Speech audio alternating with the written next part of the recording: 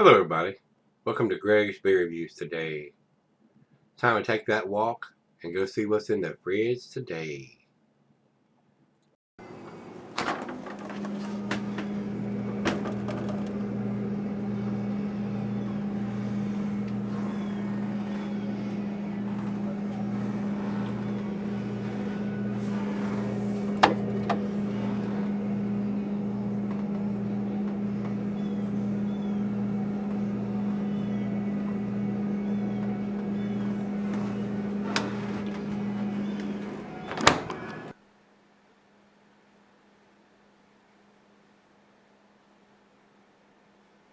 Hello everybody, welcome to Gregsbeerreviews today. Thanks a bunch for stopping by, I certainly do appreciate it. Today's beer comes from Brouwerij Kees. This was sent to me by Marcel and Brandy. This is their Export Porter 1750. This is a 10.5% Imperial Porter. These guys are out of the Netherlands, and it's called an export porter, so it may be available in other countries. I don't know if it's available here or not. I don't search out a lot of imported beers over here because they're very, very pricey. But I do appreciate them picking it up and sending it to me. This comes straight from the Netherlands. It come across the pond, guys. So this is what they're drinking over there. This is a 330 milliliter, which is an 11.159 ounce can instead of a 12 ounce can. And on the bottom of it, it says it's batch 19.09 EX 1123. I don't know what the hell that's supposed to mean. Doesn't have a year, so maybe November 23rd. I don't have any idea. It doesn't have a year here, guys, so I don't know. But it is in, it says a black and sticky to the bone Export Porter 1750.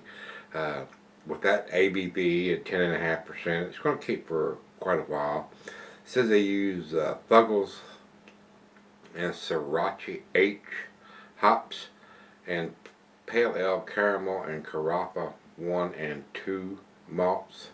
And then it has a bunch of stuff written on the back of the can for whatever country it's going to. This one comes straight from the Netherlands, so that's what these guys are drinking over there. So 108 IBUs according to Untappd for this beer, which is a whopping IBU number for a porter. Wow. And it says black and sticky to the bone, just like it says here on the can.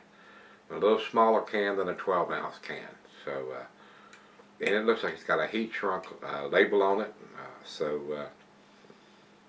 Very nice.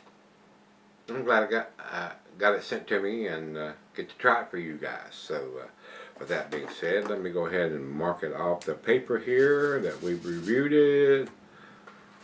And let's get it into the glass and see what we have. Final beer of the evening for me.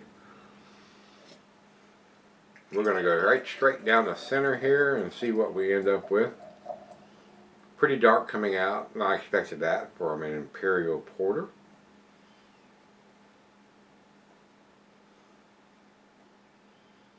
But being a little smaller than a 12 ounce can, just barely gives me a half a glass in here. A little bit more than a finger of a head. Nice tight khaki colored head on it. Real tight bubbles on the side. So we might get some nice slicing on this one. Over to the light, I'm not giving any at all. It is a very, very dark beer. A good looking beer. Nice looking. What do you think? Let's get it to the nose. See what we got. Rich roasted malt. Maybe a hint of black molasses. Caramel, toffee. It's not barrel aged or anything. It's got a very pleasant aroma. Very, very pleasant. I wish they'd put some kind of year on it so we'd know when it was put in there, but we have no control over any of that kind of stuff, guys. So this is one that could sit on the shelf for a while. They ain't brewed it with any coffee or anything that's going to fade, as far as I know. So should last quite a while. You should be able to sell this beer. Smells pretty good. And if you want a bourbon barrel version of it, throw you a little bit of bourbon in there, and there you go. You got it. So, smells pretty good, so let's dive in. Cheers, everybody. Cheers, Marcel and Brandy. Thank you both. I do appreciate it. Here we go. The head's dissipated already. Very nice looking beer.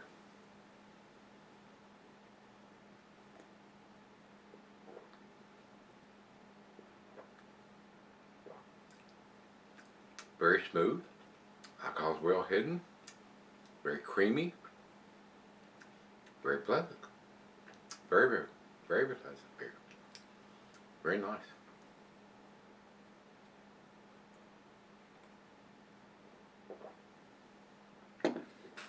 And this one would be a prime example. If I wasn't reviewing it, and it was available here and I'd bought some of, I would probably take a little bit of bourbon in this. Just kick it up a notch or a 12, however much you want to put in there. You keep pouring and it's going to get heavier and more alcohol content on it. But very nice beer. These guys at Kees Brewing are producing some tasty beers. And I was over there in the Netherlands, I would say, I'll drink some of that. Give me one of those. So, very pleasant beer. Very well made beer. So, it's right out of the fridge. Let's sip on it and then we'll come back and do our final chug and grade thing. Alright guys, I'm back. I've been sipping on for a little while now. I was expecting a little more lacing than I got on the glass, but not much. It's a decent beer. I'm not sure this would be something I would buy since it doesn't have the year on it. But it is a tasty beer. It's well made beer. Alcohol's well hidden for something that's 10.5%. A very pleasant beer to drink. Glad I got to try it. Thanks again to Marcel and Brandy for sending it to me. Tasty beer. A great final beer of the evening. Like I said, if you want to kick it up a notch or so, put you some bourbon in it and you're there. So, bounce up. But very pleasant aroma.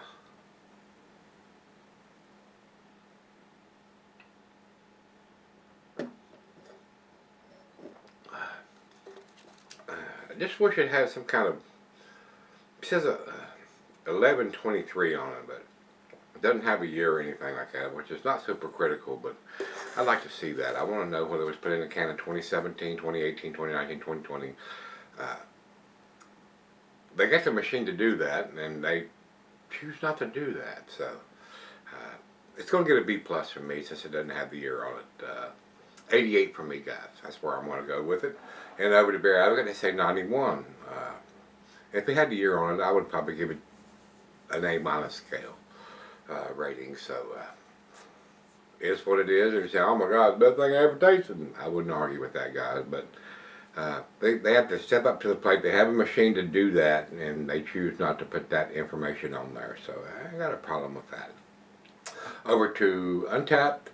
They have it at 3.9, which is at the top of their B plus range, and that's where I'm putting it. So I'm more in agreement with Untapped than I am Beer Advocate on this.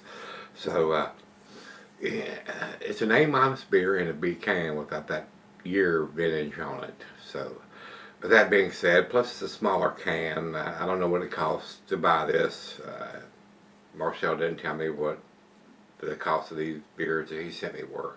So, it's what it is. So if you've had Export 1750 from Brouwerij Kees out of the Netherlands, let me know what you think. Till we meet again, let's go see what's in the fridge.